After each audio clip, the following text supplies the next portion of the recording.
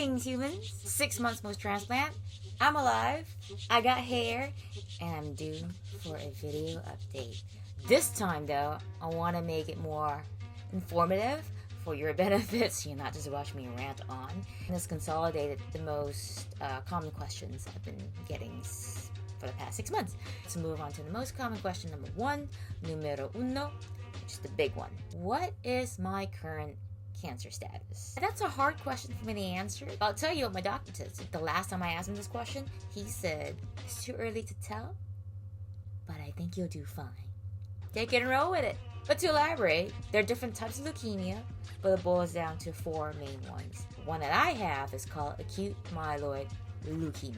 Within acute myeloid leukemia, also known as AML, there are different subtypes depending on our gene mutations. Some gene mutations favorable to your survival, and if you have other types of gene mutations, it's unfavorable to your survival. For me, I sit smack in the middle, so we can't really give you a definite answer. How the leukemia cells are doing in your body on a micro level. Now, what does that mean though if I don't have a marker to tell me how my disease is doing? For me, I interpret it as it's harder to track. With leukemia is different from tumor-based cancers, spread to brain and spinal cord, and a lot of chemo drugs can't reach those areas. So if that does happen, I'm kind of fucked. Do I still have cancer? Do I not? It's not something that my doctor can answer me straightforward. What I can tell you is that I am in what we call complete remission. Now, there are different types of remission as well, which are complete remission and complete molecular remission. Complete remission just means that my bone marrow contains less than 5% blast, whereas complete molecular remission means there's no signs of leukemia cells in the bone marrow. CR or CMR? I'm currently in the CR club. Take what you want from that, that's where I am. Now, to go with that, most common sad question. What could have caused it? What do you think it is? I know it's sensitive. Not many people ask that straight up until I actually offer something to say, I've been working on my emotional health. I've been working on my nutrition, things like that. Studying a lot on how trauma can be harnessed in the body. If it's not dealt with, it could come out in diseases and illnesses. That stuff. Fascinating. Now, as to what might have caused leukemia, as we know, as in general public, we don't know what caused it. And if someone knows, they ain't putting that shit up on the interweb. Here are some known risk factors according to the American Cancer Society. Top of the list, getting older and being male. Dude, I was 32 when I was diagnosed. And being male, well, okay, don't let the hair fool you, but I'm 100% female. I don't know why I need to make that clear. Smoking. Yes, I did smoke. I started smoking when I was 18 for 10 years. Contributing factor. Yeah. Quit smoking. Save your money. Save your health. Being exposed to certain chemicals, like the ones in nuclear facilities. That might be applicable to me just because I lived in Knoxville, Tennessee, and we have the Oak Ridge nuclear facility about half an hour from where I lived. Being treated with chemotherapy. Isn't that a mindfuck?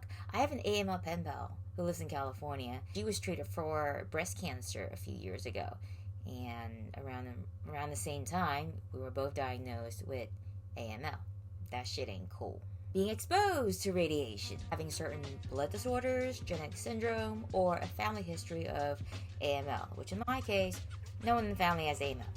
Do note, this doesn't mean that you would definitely get sick if you were in similar situation, and many people get cancer from no risk factors at all. Most common question number 2, am I done with treatment? Personally, I really dislike that word, treatment, because to me, I've associated the word treatment spa treatments. Anyway, do I have any more hospital stays lined up? Fingers crossed, I do not. Am I done with chemotherapy? Yes. For now, and hopefully forever. What I am on now are immunosuppressants and other types of meds. Why? Because I went through some really intensive chemo prior to the transplant that literally wiped out my bone marrow, and now the donor cells are in my body trying to make healthy cells, like white blood cells and platelets and red blood cells. Thank you, donor from China. With the medication, what does that imply? It does imply that there are side effects that you gotta deal with. To answer your question, am I done with treatment? Take what you want from that. That's a difficult question to answer. Not just from me, but from many people who are dealing with cancer and chronic illnesses. Because we're on meds doesn't mean the shit is done. And also, what would it imply if it means, yeah, great, we ain't gotta take medication no more, we ain't gotta go through chemotherapy or radiation or anything else, any other procedures to deal with the illness. But it doesn't mean that we're out of the woods. To help you, when you ask that question, just be a little careful with that question. What do you want to hear for your own comfort versus what is really going on with the person you're asking? Is it because you're asking out of empathy? They're really two different things. Most common question number 3. I didn't do that right, did I? Anyway, what have I been doing all this time? Because as you know, I've been staying home, and I've been staying home since my last video update. I think that was roughly around the same time when my mom went back to the States, and I am on my own. It's not a bad thing. I'm completely fine being on my own. Because if you know me, you'll know that. I've been getting back into the habit of tracking. So I've been tracking my weight, my macros, my last meal versus first meal, steps, activities. I've also been tracking like side effects I feel on a daily basis. It could be lack of sleep, not being able to sleep, disturbed sleep. I have a lot of issues with sleep. Hot flashes, headaches, dizziness, feeling weakness after certain activities, upset stomach from anything that I've eaten or not eaten, allergic reactions from unknown sources. Those are really annoying. In my HRV, I wanted to understand my body when it's in its sympathetic state versus parasympathetic state and how it affects my mood, my sleep, and my eating, and overall. So I tracked it for 3 weeks. But everything else I've been tracking since I got out of the hospital. Kind of keeps me busy. What am I doing with that data? I don't know yet. But it has certainly helped me convey how I've been with the coaches that I've worked with over this time, with James Sutton and now Ben Seong from Australian Strength Performance. In regards to activity, now that's a big part of my life. If you've been following my social media posts and know me in general, you'll get the idea that I somehow have no chill. I do. I just don't put out Instagram.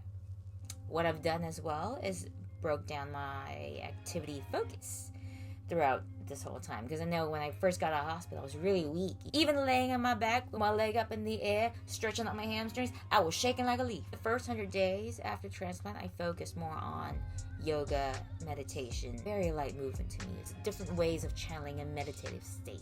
In the next 3-month phase, I was able to advance my yoga practice a little. Really enjoy that journey. I kind of want to do a teacher course just for my own benefit. Not interested in teaching, but just for me to understand deeper. Got to get a job and make that moolah first. But also in that phase, I got more in touch with music and moving to music and exploring different ways of how to channel that practice. And I'll give you one example. There's one night I had weird flashbacks throughout the day, flashbacks to the hospital, and the minute I got in bed, I started crying. I have no idea what came over me, but I was bawling. I started to have anxiety attack again. I used to get anxiety attacks when I was 15, and that went on for ages, but I haven't had one in like 4 to 5 years. And I thought to myself, you know what?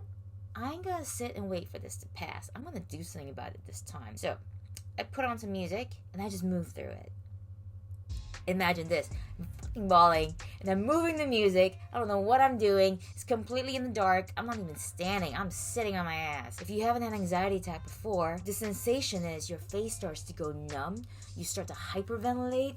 Your eyes go foggy. I could barely even open my eyes when I have a really bad one. And sometimes I black out. I don't even know what goes on. I'll be on the floor. People freak out. Really clogged up nose. Really puffy eyes. My body just can't calm down. But after 4 to 5 songs of that, I felt so good. I felt fine. Eyes were not puffy. My nose were not clogged. My head was not foggy. And I went to bed just like that. So yes, going more in depth with reconnecting through movement and music.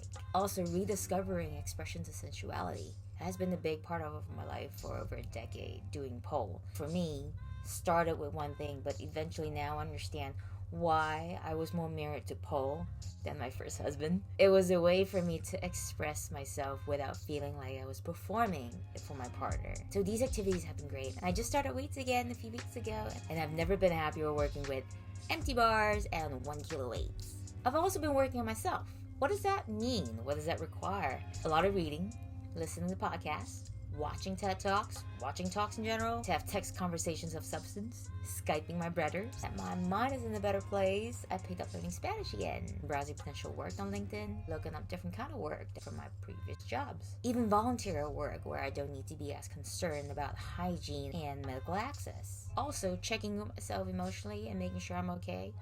Having conversations with my friends and family, making sure they're okay. So all of that requires a lot of time and energy, as you can tell. So, I'm tired. But motivated. On to most common question, numero 4. What do I plan to do in the future? What a question. Because on one hand, I'm thinking I probably ain't got much time left in my future. While on the other hand, I'm really excited about whatever future I have left.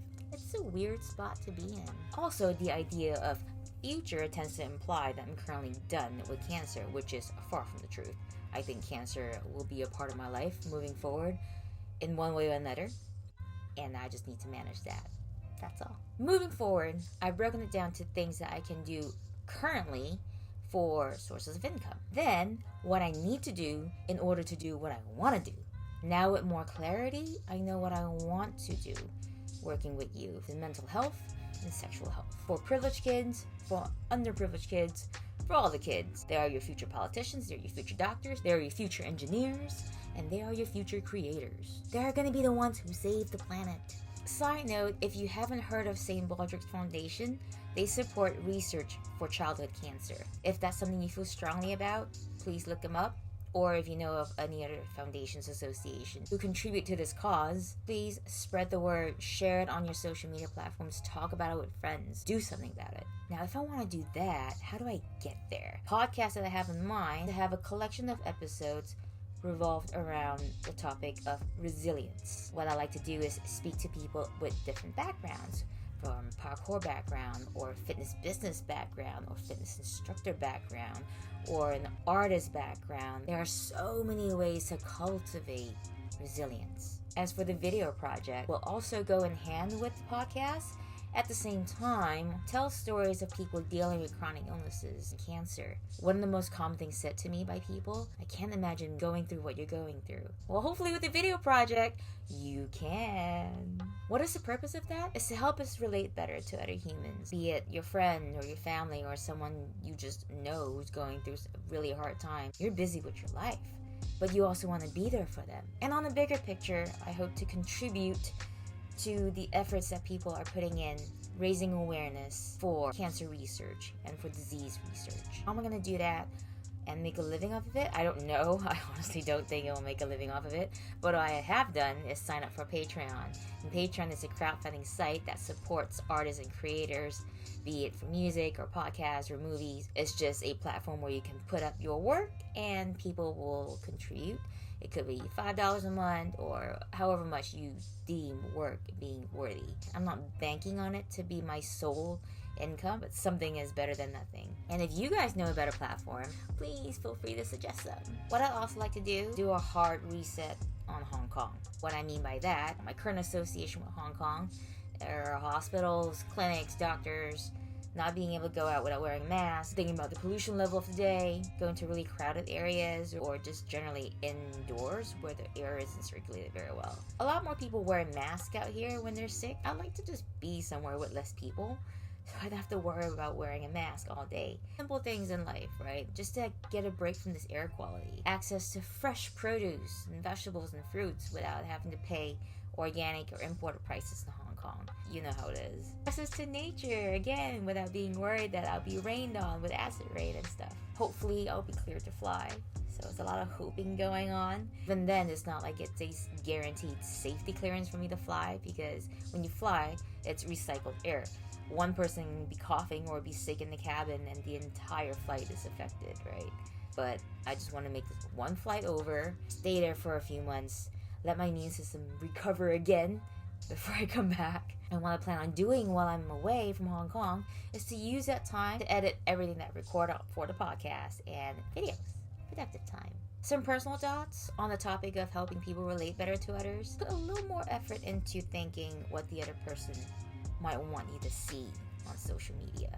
For example, what I post on my social media is a lot of activities, like things that I do. And all of that, of course, is a great reminder to myself what I was able to do before cancer, what I was able to do in between chemotherapy, what I wasn't able to do after my transplant, and how I got here. It's a public diary for me, but it's also, and hopefully, a way to help others see that moving through pain and moving through discomfort is possible. It doesn't mean that you gotta go all out for an hour suffering through a workout. That's not the goal. That's compromising your immune system even more as opposed to helping it. But in sharing the things that I do, I'm hoping that you will also find joy doing what makes you feel good, whether it's music, little movement to music, dancing, it's great. Moving around your hospital bed, moving around the ward hallway. It doesn't have to be impossible for most cases. No disrespect to the ones who are actually bedridden. Guys, I get it. When I was in the hospital in isolation, there were days when I thought, what is the point of this? Why am I even doing this? And then I snapped myself out of it thinking, my brother's coming to see me tomorrow, I better be fucking alive. It might boil down to being optimistic while being a realist. And big picture of the podcast and videos is a call to action. Hopefully it moves you enough to want to support cancer research, to want to take a little bit more time to understand your friend who's going through chronic pain and side effects from meds. Of course, currently, there are many documentaries that you can look up. There's also a show on Netflix called Lexa and Kate. I bawled watching that one. I know what it's like going through leukemia as a young adult, but I don't know what it's like going through leukemia when you're 14 years old, transitioning to high school, not being able to do what your friends do, losing your hair at that time, not being able to play sports, not being able to go to school dances. That show really gives you an insight on what it's like as well, being a very young teenager going through leukemia. And also, be an educated social media consumer. There are things that you can take, and there are things that you should definitely forget you read and saw. Some people use it to remember the struggles, and some people use it to mask their struggles. Cultivate your own sixth sense for this, to have empathy and connect with your friends. Even I forget sometimes of the really shitty periods. One massive thing that's made an impact is gratitude. Experiencing a next level of gratitude is so humbling. There are times where I'll look at my plate of food and I'll think of people who have taken their time out of their day to make that bit of donation to me, allowing me to have food on my table. That feeling is just overwhelming sometimes. I just need to sit back and take a minute. So this is the part where I thank you guys for everyone who's made a donation to me in every way possible. Known donors, anonymous donors, and mainly from the crowdfunding site that my friend John helped me set up. Not only helping me set that up, but also keeping me sane with our business talks. Because I love business talks. And I'm serious. Talk to me. And strangers I've never met and who knows my mom at the restaurant in Little Bangkok where she works at in Knoxville, Tennessee. And they reach out on Facebook. That's the incredible power of social media. Friends and strangers in Malaysia who supported the fundraiser held at Viva Vertical. Friends and strangers in Hong Kong who have supported the fundraisers at Tribe, and through some really generous and compassionate people like V, Ia, Tracy, Andres, Trisha, and Dee, helping me and my family out financially. Thank you. There are so many people who have helped me in different ways, contributing to my sanity and happiness. Joint Dynamics, Chris Collins Action, Warrior Academy, Emporio Antico. And you know what else have helped in my pursuit of taking care of my mental health? Permitting myself to talk about the past that wasn't actually dealt with. It started with an interview with Live magazine, which led to an article in the South China Morning Post, which led to a podcast interview with Jules Hannaford on Hong Kong Confidential, which led to me meeting Sarah from the Better in Bed podcast and talking so openly about sex for the first time in my life. If you want to know a bit of that history, go and have a read and a listen. I'll include the links in the captions below. The most recent one was with Mitch on Pacific Muscle Chats. Also, I started seeing a psychologist about a year ago, and I'm so glad I did before I went in for a bone marrow transplant. I was isolated and restricted in a tiny Hong Kong hospital room, and dealing with waves of shitty times that definitely had an impact on my psychological state. I still get flashbacks and hot flashes. But yeah, I go way deeper talking to my psychologist, and frankly, I'm open to sharing that as well. You just gotta ask and they'll answer. Please let me know in the comments below or send me a message on Facebook and Instagram. All my social media accounts are public anyway. Let me know what else you would like me to talk about and raise a discussion about. I hope this has been informative for you, not just about me, but beyond myself. There are lots else I could share, but of course I'm aware of oversharing. You guys, let me know what you'd like to hear next. Thank you for watching this video.